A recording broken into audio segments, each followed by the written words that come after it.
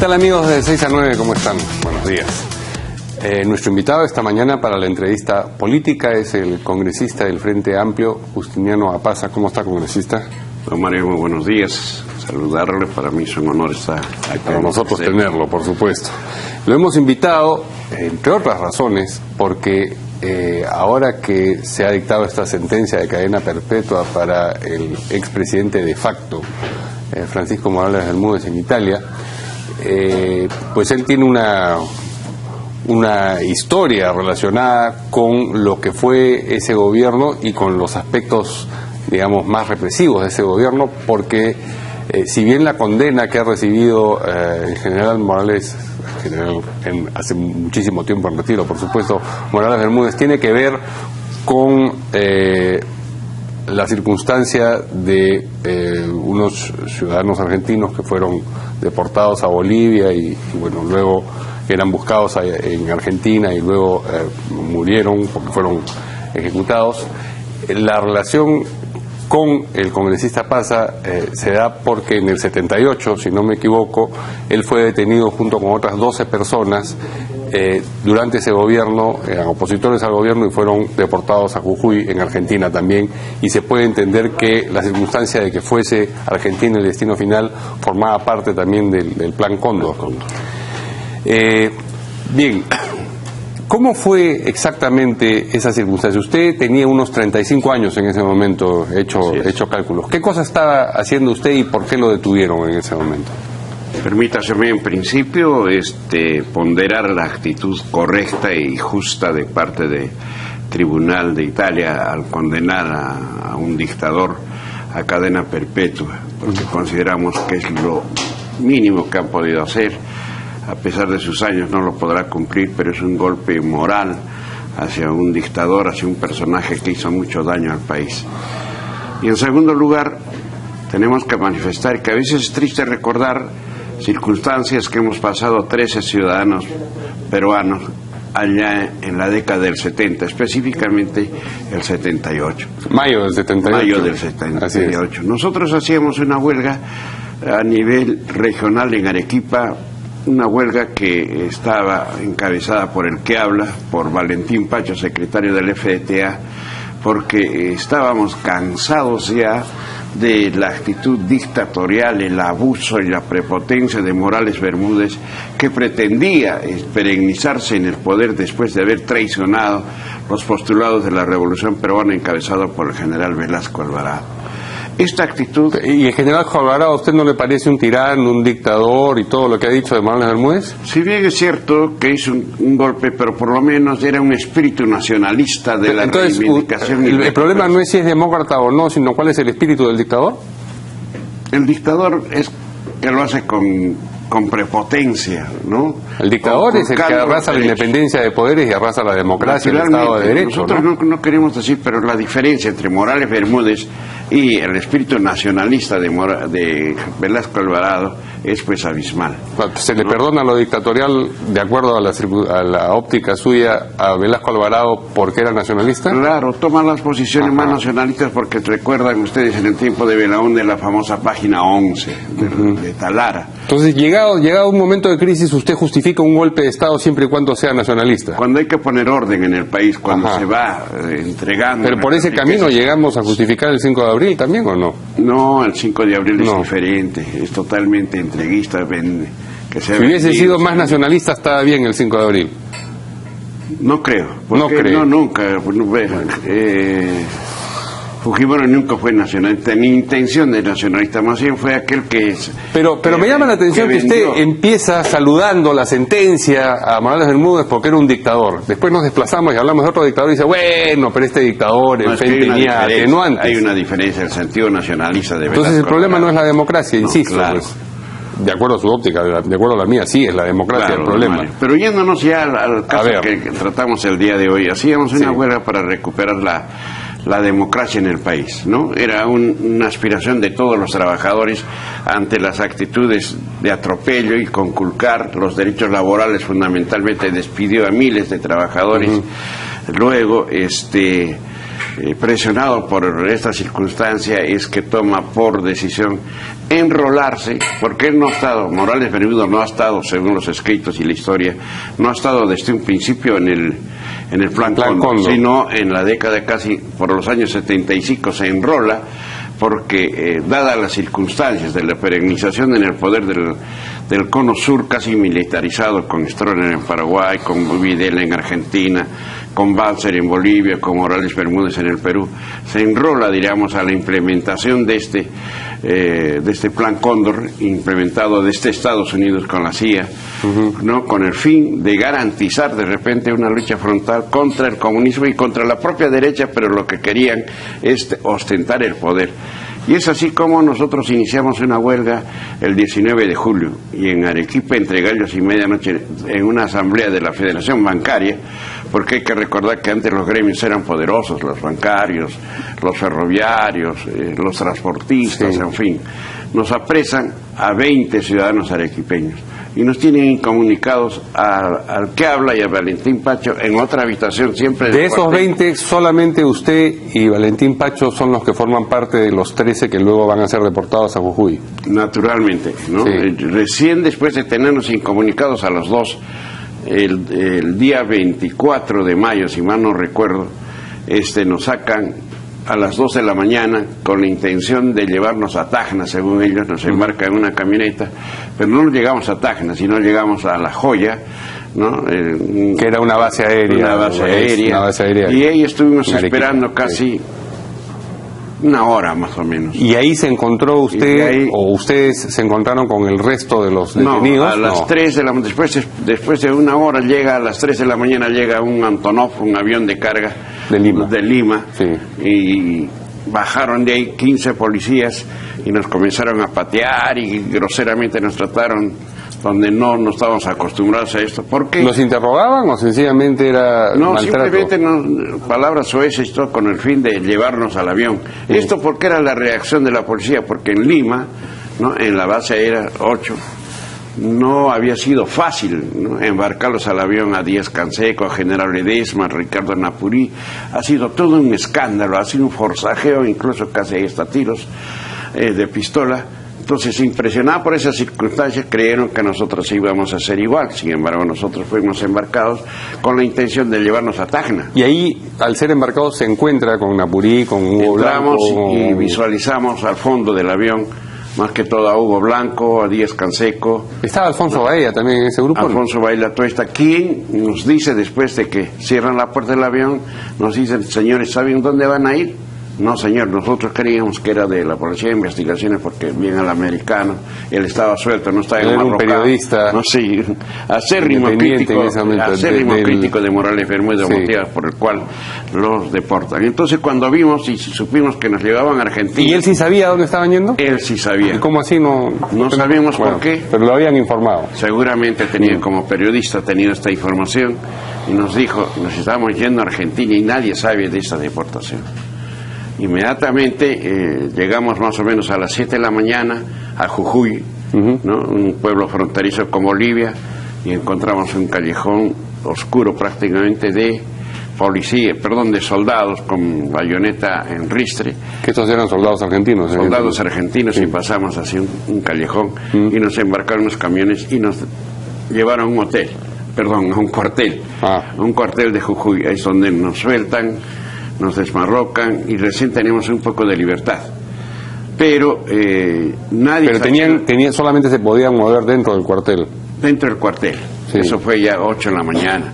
Pero como el contraalmirante Faura y también el contraalmirante Arce Larco no entraron al cuartel porque no pudieron apresarlos, creo, porque tienen cierta jerarquía militar. Ellos también habían sido detenidos originalmente. Claro, originalmente fueron con sus trajes de luces y todo, no respetaron eso. Aparte fue Leonidas Rodríguez Figueroa, el dueño prácticamente de Sinamos de entonces.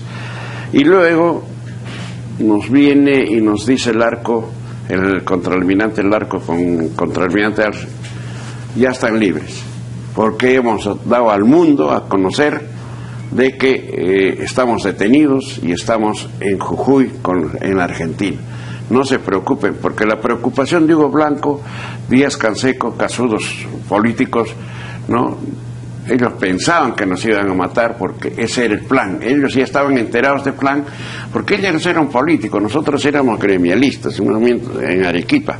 Desconocíamos los... O sea, ustedes estaban bajo la impresión de que los iban a matar. Todos estaban desesperados. Y la circunstancia de que se hubiese dado publicidad a la forma como se los había detenido, lo dio al mundo a conocer, y se los había deportado, impidió, según dice... Exacto, se destapa el escándalo de esta deportación en el mundo, y es cuando recién Morales Bermúdez, después de 2 días, da un comunicado oficial donde deportan, según él, a 13 terroristas que estaban contra la democracia, en vista de que ya se había convocado a la constituyente, las elecciones, presionado por el pueblo peruano, ¿no? Y entonces después de esos 2 días, perdón, sí, continúe. Después de 2 días o 3 días en Jujuy, nos llevan a Buenos Aires, a la Policía Federal de Buenos Aires.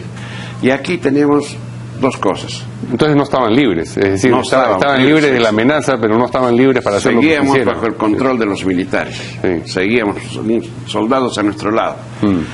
Y el pretexto de los argentinos era de que estábamos con los militares porque resguardaban nuestra seguridad y que cualquier cosa iba a pasar.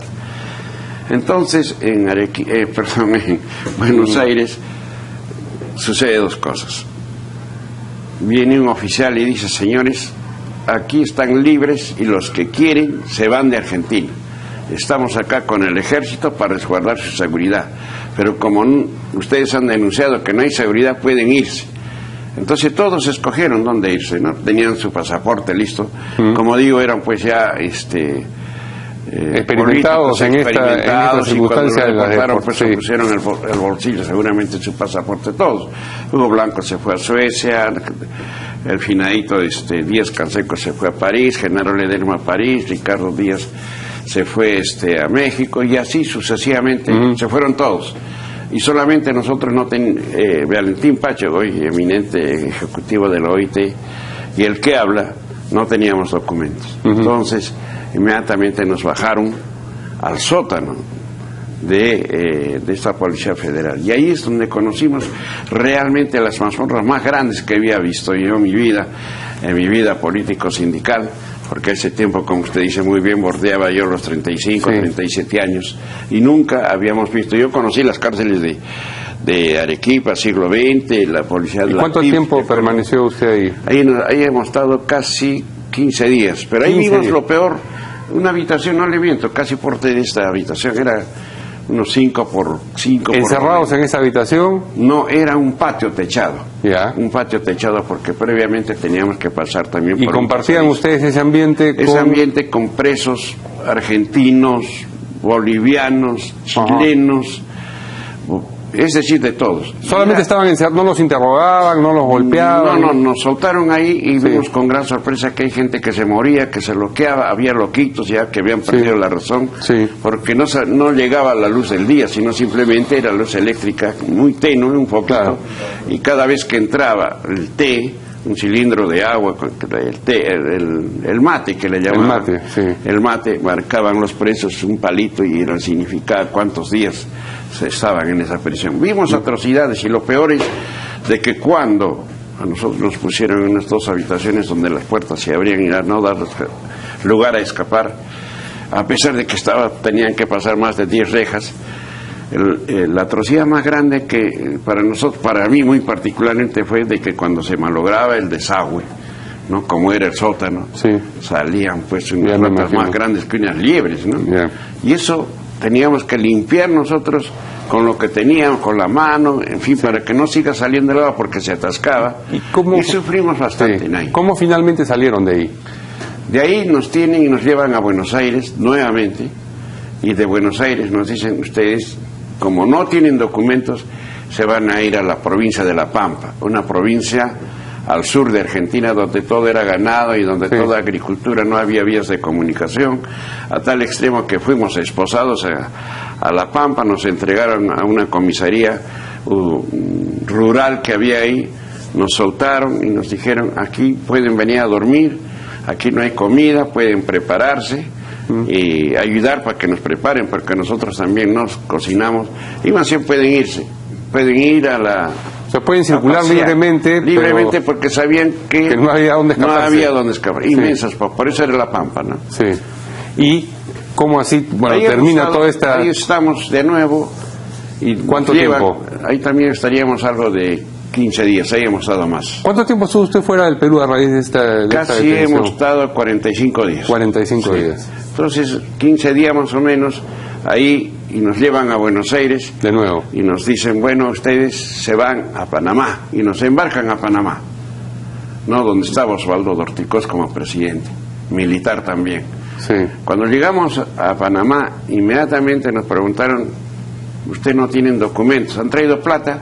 No, tampoco, no teníamos dinero, porque no, dijeron aquí a Panamá, mínimo tienen que traer $2,000 para vivir aquí no se van a llevar plata, aquí hay que traer plata. Y como no tienen documentos, preso. En un cuartito de 2x2 más o menos hemos estado. Ajá. Y la voluntad de algunos policías panameños permitían que nosotros comiéramos. Hemos estado en Panamá también presos, ¿no? Y felizmente, después de unos días, teníamos una tarjeta, esto es anecdótico, es mucho largo que contar. Sí, no, y se nos va, yo quiero que cuente cómo así regresa al Perú finalmente. ¿Cómo regresamos al Perú? ¿De Panamá viene al Perú? ¿De Panamá al Perú? De Panamá al Perú porque Víctor Raúl Haya de la Torre asume la presidencia de la Asamblea Constituyente. De la Asamblea Constituyente y declara la amnistía. Ok. Es recién cómo volvemos al país. Eso fue en concreto, más o menos sintetizando de lo mucho que se ha sufrido. No, claro, es toda una historia, claro. Y son los problemas que surgen con las dictaduras de cualquier signo, porque se reclamen nacionalistas o no, al tener precisamente la posibilidad de atropellar todos los poderes, toda la prensa libre, no había libertad de expresión, entonces no había se pueden producir reunión, ¿no? Lamentable, este tipo de ojalá cosas. que el país nunca más tenga gobiernos como el de Morales Bermúdez. Antes de irnos, una pregunta sobre el presente. Usted está en el Frente Amplio, pero entiendo que no forma parte ni de Nuevo Perú ni de Tierra y Libertad. ¿Es correcto? Sí, yo tengo como origen un movimiento regional en Arequipa. Pero en esta tensión que se ha creado entre estos dos grupos, usted tercia, digamos, no está en un lado ni en el otro. Yo estoy pues el que defino prácticamente la situación por un grupo. O sea, es el hombre más poderoso del Frente Amplio, usted en este momento en la bancada. Muy poderoso porque la solidez de mis convicciones me permite tomar una posición correcta, crítica y también autocrítica que dentro del grupo en el que estamos. Sí. ¿Con qué liderazgo se siente más cómodo? ¿Con el de Verónica Mendoza o con el de Marco Arana? Bueno, con el de Marco Arana porque creemos que es un partido ya organizado y tenemos concepciones que casi que conjuncionamos ideas. Puede haber discrepancia porque el Frente no es un partido, es un frente de varias organizaciones, ¿no? Ahora, el otro sector, que también de repente equivocadamente viene tomando posiciones, ¿no? Creemos de que con el tiempo tiene que solidificarse y conjuncionarse, porque al pueblo no se le puede traicionar. La voluntad fue el Frente Amplio, no fue elegir a Arana ni tampoco a Verónica Mendoza. ¿Y usted comparte, digamos, las observaciones de su compañero de bancada Castro a propósito de que en el otro grupo lo que sucede es que hay gente que quiere hacer la revolución desde San Isidro y Miraflores? Castro ha sido elegido con acuerdo de los propios disidentes en este caso. Incluso en la votación en el Congreso, ahí están las actas, ellos votan para que Castro forme parte. Sí, pero no era eso lo que le estaba preguntando. Digo, si usted participa de la visión que tiene él del otro sector del Frente Amplio, diciendo que hay gente dentro de ellos que quiere hacer la revolución desde San Isidro, desde Miraflores. Yo siempre he sido enemigo, don Mario, del grupismo y del sectarismo. Por algo dice Frente Amplio, tenemos que conjuncionar varios pareceres y toda crítica tiene que ser dentro, no fuera. Muy bien, yo le agradezco mucho la entrevista al congresista Justiniano La Plaza y nosotros nos vemos mañana aquí en de 6 a 9.